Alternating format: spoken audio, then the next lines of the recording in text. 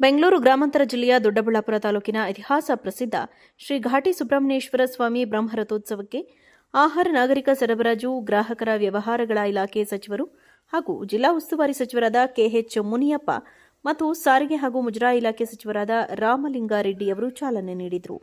ಈ ಸಂದರ್ಭದಲ್ಲಿ ದೊಡ್ಡಬಳ್ಳಾಪುರ ಶಾಸಕರಾದ ಧೀರಜ್ ಮುನಿರಾಜು, ಜಿಲ್ಲಾಧಿಕಾರಿ ಎಬಿ ಬಸವರಾಜು, ಸಿಇಒ ಅನುರಾಧ, ಎಸ್ಪಿಸಿಕೆ ಬಾಬಾ, ಎಸಿ ದುರ್ಗಾ, ಶ್ರೀ ಗ್ಯಾರಂಟಿ ಯೋಜನೆ ಅನುಷ್ಠಾನ ಸಮಿತಿಯ ಜಿಲ್ಲಾಧ್ಯಕ್ಷರಾದ ರಾಜಣ್ಣ, ತಾಲೂಕು ಅಧ್ಯಕ್ಷರಾದ ಜಗನ್ನಾಥ್, ಘಾಟಿ ಸುಬ್ರಹ್ಮಣ್ಯ ಕ್ಷೇತ್ರ ಪ್ರಾಧಿಕಾರದ ಅಧ್ಯಕ್ಷರಾದ ರಂಗಪ್ಪ, ಸ್ಥಳೀಯ ಜನಪ್ರತಿನಿಧಿಗಳು, ಮುಖಂಡರು ಭಾಗವಹಿಸಿದರು.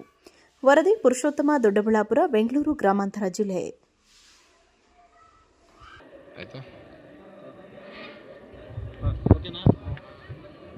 ಬ್ರಹ್ಮರಥೋತ್ಸವ ಎಷ್ಟು ಗಂಟೆಗೆ ಜರುಗಲಿದೆ? ಏನೆಲ್ಲ ವ್ಯವಸ್ಥೆ ಮಾಡಲಾಗಿದೆ?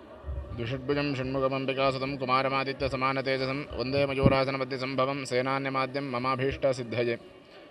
ವಿಶ್ವಾವಸುನಾಮ ಸಂವತ್ಸರದ ಪುಷ್ಯ ಶುದ್ಧ ಷಷ್ಠಿ.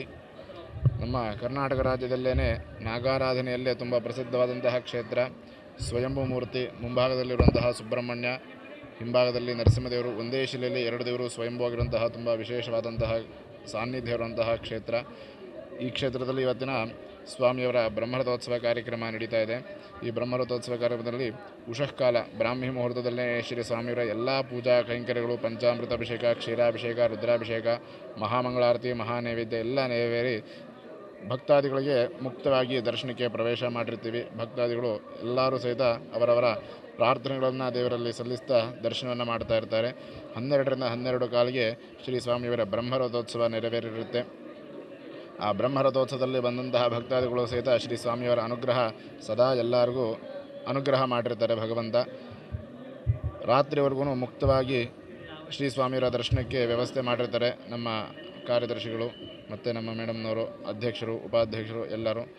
ಸಕಾಲಕ್ಕೆ ಎಲ್ಲರೂ ಬಂದು ಸುಸೂತ್ರವಾಗಿ ಭಕ್ತಾದಿಗಳು ಬಂದು ದರ್ಶನ ಮಾಡಿ ದೇವರ ಕೃಪೆಗೆ ಪಾತ್ರರಾಗಬೇಕಾಗಿ ಪ್ರಾರ್ಥನೆ.